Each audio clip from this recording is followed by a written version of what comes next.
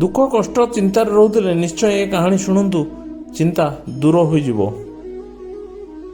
ବନ୍ଧୁଗଣ, ଜଣେ ବ୍ୟକ୍ତି ବୁଦ୍ଧଦେବଙ୍କୁ ପଚାରିଲେ, ମୋ ଜୀବନରେ ଏତେ ଦୁଃଖ ଓ ସମସ୍ୟା କାହିଁକି ଭରି ହୋଇ ରହିଛି?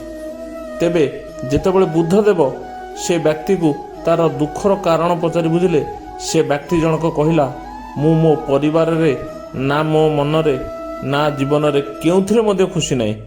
ଏତକ ଶୁଣି ବ୍ୟକ୍ତି ଜଣକୁ ବୁଦ୍ଧଦେବ କହିଲେ, ତୁମେ ନିଜେ ହିଁ ନିଜ ଦୁଃଖର କାରଣ ଅଟ। କାରଣ ତୁମ ମନରେ ଥିବା ମୋହ ଆସକ୍ତି ଏସବୁ ପାଇଁ ହିଁ ତୁମେ ଅଧିକ ଦୁଃଖରେ ରହୁଛ। ତାପରେ ଏହାର ଅର୍ଥ ବୁଝାଇବାକୁ ଯାଇ ବୁଦ୍ଧଦେବ ବ୍ୟକ୍ତିକୁ କହିଲେ ଯେ ଗୋଟେ ବୁଢ଼ିଆଣୀ ନିଜେ ଏକ ଜାଲ ତିଆରି କରିଥିଲା। ତାପରେ ବୁଢ଼ିଆଣୀଟି ଜାଲ ବୁଣି ବୁଣି ଦିନେ ସେ ନିଜେ ହିଁ ସେଇ ଜାଲ ଭିତରେ ଫସି ଯାଇଥିଲା। ଚାହିଁଲେ ବି ସେ ନିଜେ ବୁଣିଥିବା ଜାଲରୁ ବାହାରି ପାରିନଥିଲା। ଯେମିତି ତୁମେ ବି ନିଜ ଜୀବନରେ କେତେ ସମ୍ପର୍କ ତିଆରି କରିଛ, କେତେକଙ୍କ ଠାରେ ମୋହ ଲଗାଇଛ।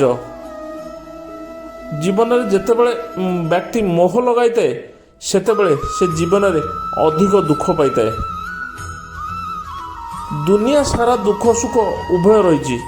କେତେବେଳେ କାହାକୁ ଦୁଃଖ ତ କେତେବେଳେ କିଏ ସୁଖ ଅନୁଭବ କରିଥାଏ।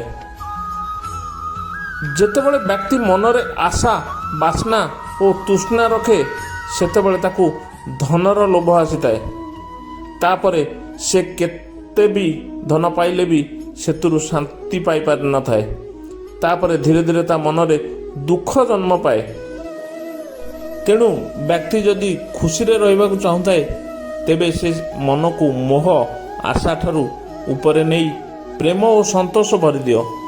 ତାପରେ ଦେଖିବ ତୁମେ ଧୀରେ ଧୀରେ ସବୁ ଦୁଃଖ ଦୂର ହେବାକୁ ଲାଗିବ। ତୁମ ଜୀବନରେ ଖୁସିରେ ରହିବାକୁ ଆରମ୍ଭ କରିବ। ତାପରେ ଏସବୁ କଥା ଶୁଣି ବ୍ୟକ୍ତି ଜଣକ ଅନୁଭବ ହୋଇଥିଲା ଯେ ବୁଦ୍ଧଦେବ ତାକୁ ଯାହା ସବୁ କଥା କହିଲେ ତାହା ସବୁ ଠିକ୍ ଅଟେ।